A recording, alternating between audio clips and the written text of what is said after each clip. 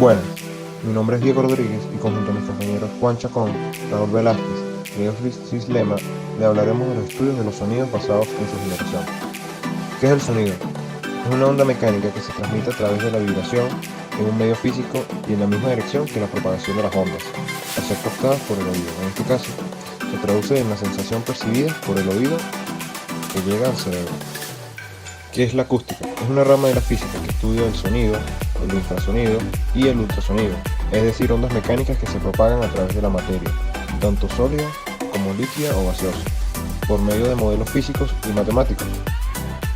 Aspectos prácticos: la acústica estudia la producción, la transmisión, almacenamiento, percepción o reproducción del sonido.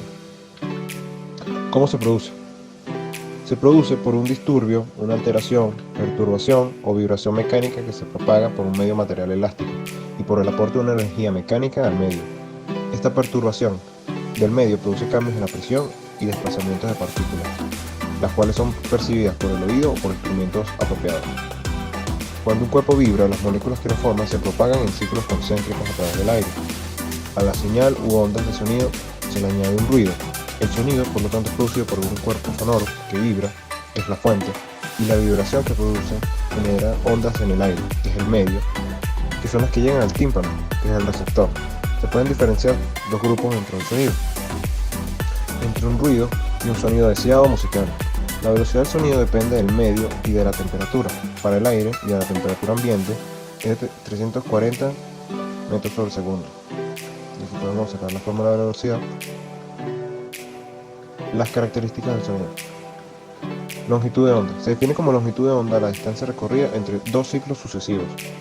El cálculo de la longitud de onda de una frecuencia determinada, así como su periodo, es utilizado en la práctica profesional para distintas situaciones, siendo las más comunes el cálculo de la distancia entre micrófonos, para evitar las cancelaciones de fase, y el seteo de procesadores de delay.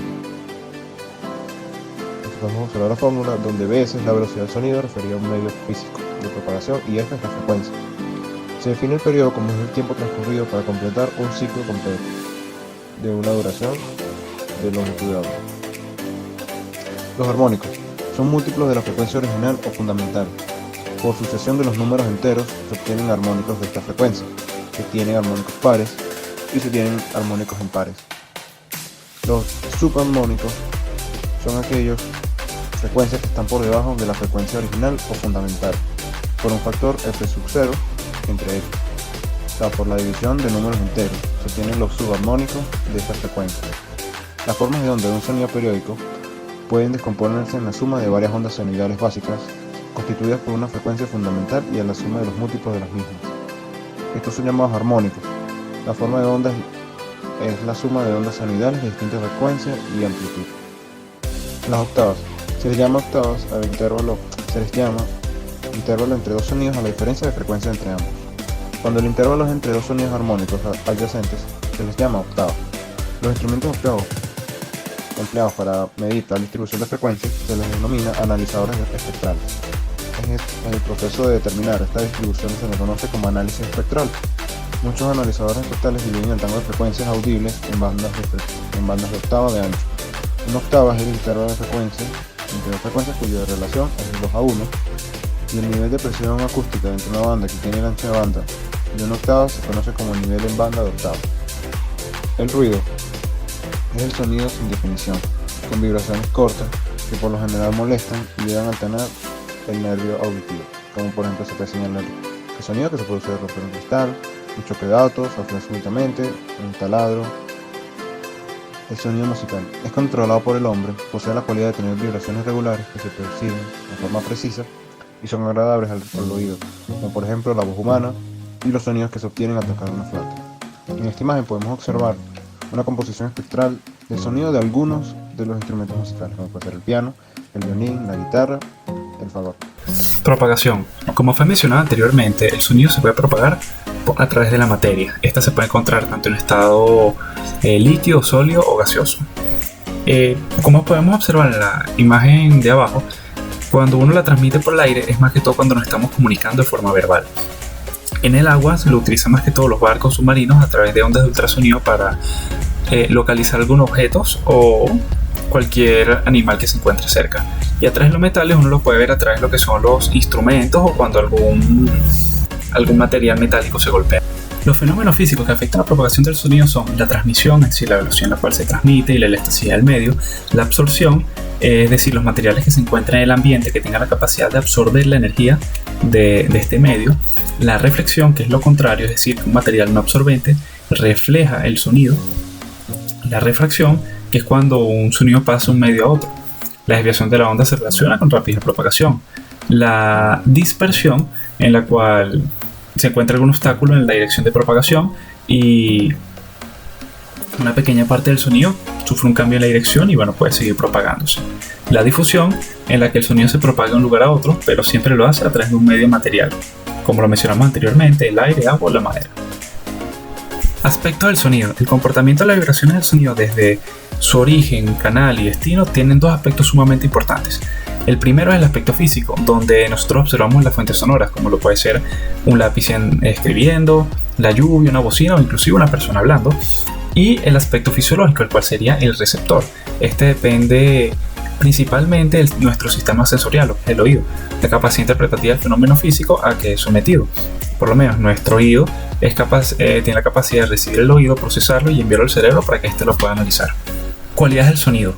El sonido tiene 4 principales cualidades, las cuales son la altura, aquí podemos observar las frecuencias que son altas, que pueden ser agudas, o las bajas graves, la duración, las cuales pueden ser largas o cortas, la intensidad, la cual puede ser la amplitud de la señal, las cuales pueden ser fuertes o suaves, y el timbre, que es lo que lo diferencia, ya que podemos tener dos objetos que tengan la misma altura, pero los diferencia el timbre. La reverberación es el fenómeno acústico de reflexión que se produce en un recinto cuando un frente de onda o campo directo incide contra las paredes, suelo y techo del mismo. En la imagen podemos ver cómo funciona la reverberación. Tenemos nuestro emisor, nuestra fuente sonora, la cual emite un sonido, valga la redundancia, el cual va en diferentes direcciones, pero a través de los rebotes con las estructuras llega al oyente. Puede llegar con alguna especie de delay, ya que algunas tienen una mayor dirección o mayor recorrido que otras. Un buen uso de la reverberación es cuando uno se encuentra en un teatro. Uno puede observar que algunas estructuras tienen unas paredes curvas, las cuales permiten que el público pueda tener una mejor recepción del sonido.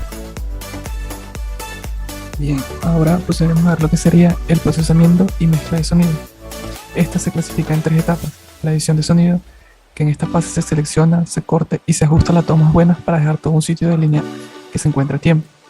Y en la parte de mezcla de pista, en este caso, se buscan señales diferentes que tengan que sonar al mismo tiempo, o ya sea que se encuentren distorsionadas, se procede a la compresión, ecualización y aplicación de efectos para proseguir a lo que sería la materialización, que sería aplicar el proceso, el conjunto de las mezclas, se edita al inicio y se hace el fin de cada archivo.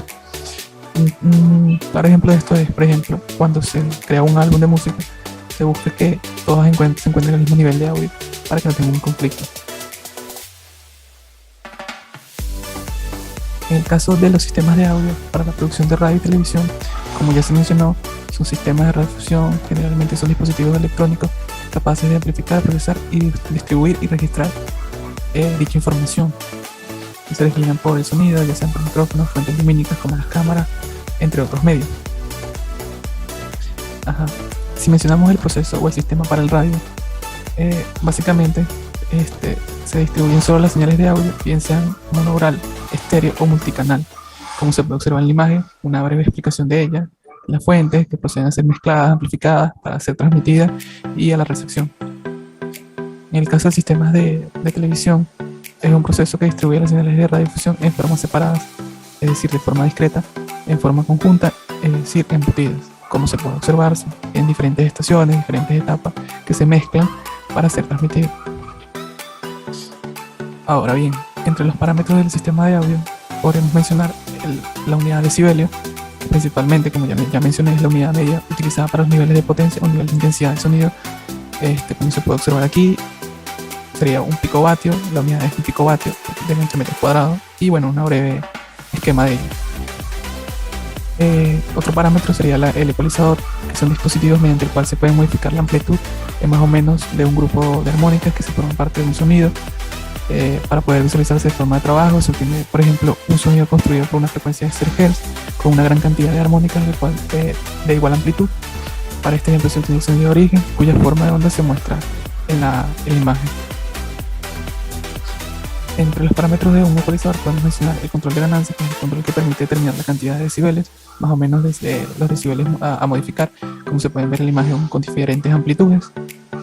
El control de frecuencia, que permite elegir la frecuencia sobre la cual se desea operar.